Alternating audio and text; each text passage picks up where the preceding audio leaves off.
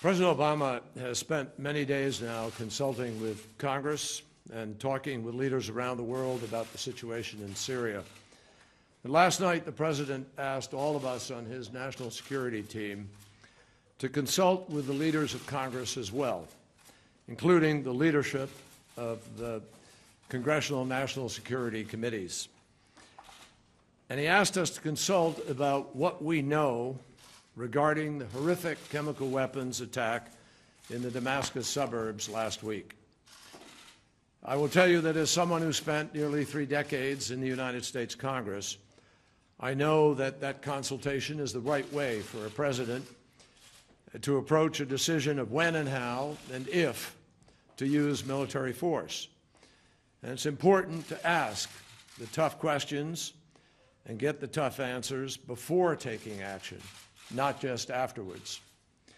And I believe, as President Obama does, that it is also important to discuss this directly with the American people.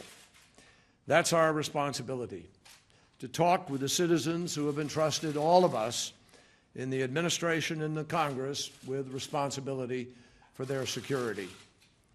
That's why this morning's release of our government's unclassified estimate of what took place in Syria is so important. Its findings are as clear as they are compelling. I'm not asking you to take my word for it. Read for yourself, everyone, those listening, all of you, read for yourselves the evidence from thousands of sources, evidence that is already publicly available. And read for yourselves the verdict reached by our intelligence community about the chemical weapons attack the Assad regime inflicted on the opposition and on opposition-controlled or contested neighborhoods in the Damascus suburbs on the early morning of August 21st. Our intelligence community has carefully reviewed and re-reviewed information regarding this attack. And I will tell you, it has done so more than mindful of the Iraq experience. We will not repeat that moment. Accordingly, we have taken unprecedented steps to declassify and make facts available to people who can judge for themselves. But still, in order to protect sources and methods, some of what we know will only be released to members of Congress, the representatives of the American people. That means that some things we do know we can't talk about publicly. So what do we really know that we can talk about? Well, we know that the Assad regime has the largest chemical weapons program in the entire Middle East. We know that the regime has used those weapons multiple times this year and has used them on a smaller scale, but still it has used them against its own people, including not very far from where last Wednesday's attack happened. We know that the regime was specifically determined to rid the Damascus suburbs of the opposition, and it was frustrated that it hadn't succeeded in doing so.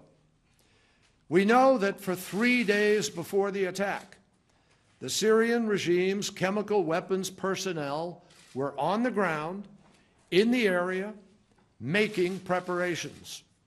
And we know that the Syrian regime elements were told to prepare for the attack by putting on gas masks and taking precautions associated with chemical weapons. We know that these were specific instructions. We know where the rockets were launched from and at what time. We know where they landed and when. We know rockets came only from regime-controlled areas and went only to opposition-controlled or contested neighborhoods. And we know, as does the world, that just 90 minutes later, all hell broke loose in the social media. With our own eyes, we have seen the thousands of reports from 11 separate sites in the Damascus suburbs. All of them show and report victims with breathing difficulties, people twitching with spasms, coughing, rapid heartbeats, foaming at the mouth, unconsciousness, and death. And we know it was ordinary Syrian citizens who reported all of these horrors. And just as important, we know what the doctors and the nurses who treated them didn't report. Not a scratch, not a shrapnel wound, not a cut, not a gunshot wound. We saw rows of dead lined up in burial shrouds, the white linen unstained by a single drop of blood. Instead of being tucked safely in their beds at home, we saw rows of children lying side by side, sprawled on a hospital floor, all of them dead from Assad's gas and surrounded by parents and grandparents who had suffered the same fate. The United States government now knows that at least 1,429 Syrians were killed in this attack, including at least 426 children. Even the first responders, the doctors, nurses, and medics who tried to save them, they became victims themselves. We saw them gasping for air, terrified that their own lives were in danger. This is the indiscriminate, inconceivable horror of chemical weapons. This is what Assad did to his own people. We also know many disturbing details about the aftermath. We know that a senior regime official who knew about the attack confirmed that chemical weapons were used by the regime, reviewed the impact, and actually was afraid that they would be discovered. We know this. And we know what they did next. I personally called the foreign minister of Syria and I said to him, if, as you say, your nation has nothing to hide, then let the United Nations in immediately and give the inspectors the unfettered access so they have the opportunity to tell your story. Instead, for 4 days, they shelled the neighborhood in order to destroy evidence, bombarding block after block at a rate 4 times higher than they had over the previous 10 days. And when the UN inspectors finally gained access, that access, as we now know, was restricted and controlled. In all of these things that I have listed, in all of these things that we know, all of them, the American intelligence community has high confidence. High confidence. This is common sense. This is evidence. These are facts. So the primary question is really no longer, what do we know? The question is, what are we collectively, what are we in the world going to do about it? As previous storms in history have gathered, when unspeakable crimes were within our power to stop them, we have been warned against the temptations of looking the other way. History is full of leaders who have warned against inaction, indifference, and especially against silence when it mattered most. Our choices then in history had great consequences, and our choice today has great consequences. It matters that nearly 100 years ago, in direct response to the utter horror and inhumanity of World War I, that the civilized world agreed that chemical weapons should never be used again. That was the world's resolve then, and that began nearly a century of effort to create a clear red line for the international community. It matters today that we are working as an international community to rid the world of the worst weapons. That's why we signed agreements like the START Treaty, the New START Treaty, the Chemical Weapons Convention, which more than 180 countries, including Iran, Iraq, and Lebanon, have signed on to. It matters to our security and the security of our allies. It matters to Israel. It matters to our close friends, Jordan, Turkey, and Lebanon, all of whom live just a stiff breeze away from Damascus. It matters to all of them where the Syrian chemical weapons are, and if unchecked, they can cause even greater death and destruction to those friends. And it matters deeply to the credibility and the future interests of the United States of America and our allies. It matters because a lot of other countries whose policies challenge these international norms are watching. They are watching. They want to see whether the United States and our friends mean what we say. It is directly related to our credibility and whether countries still believe the United States when it says something. They are watching to see if Syria can get away with it, because then maybe they too can put the world at greater risk. And make no mistake, in an increasingly complicated world of sectarian and religious extremist violence, what we choose to do or not do matters in real ways to our own security. Some cite the risk of doing things, but we need to ask, what is the risk of doing nothing? It matters because if we choose to live in a world where a thug and a murderer like Bashar al-Assad can gas thousands of his own people with impunity, even after the United States and our allies said no, and then the world does nothing about it, there will be no end to the test of our resolve and the dangers that will flow from those others who believe that they can do as they will. This matters also beyond the limits of Syria's borders. It is about whether Iran, which itself has been a victim of chemical weapons attacks, will now feel emboldened in the absence of action to obtain nuclear weapons. It is about Hezbollah and North Korea and every other terrorist group or dictator that might ever again contemplate the use of weapons of mass destruction. Will they remember that the Assad regime was stopped from those weapons' current or future use? Or will they remember that the world stood aside and created impunity? So our concern is not just about some far-off land oceans away. That's not what this is about. Our concern with the cause of the defenseless people of Syria is about choices that will directly affect our role in the world and our interests in the world. It is also profoundly about who we are. We are the United States of America.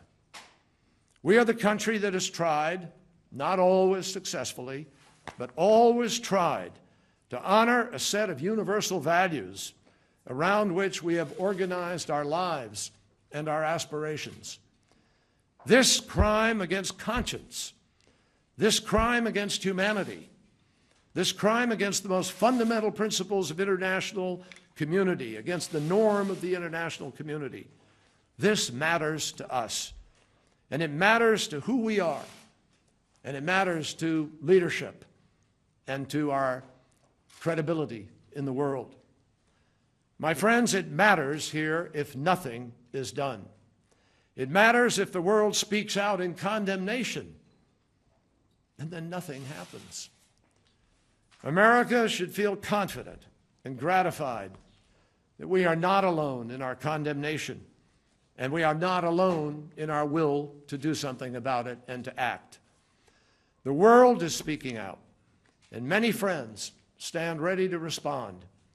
The Arab League pledged, quote, to hold the Syrian regime fully responsible for this crime. The Organization for Islamic Cooperation condemned the regime and said we needed, quote, to hold the Syrian government legally and morally accountable for this heinous crime.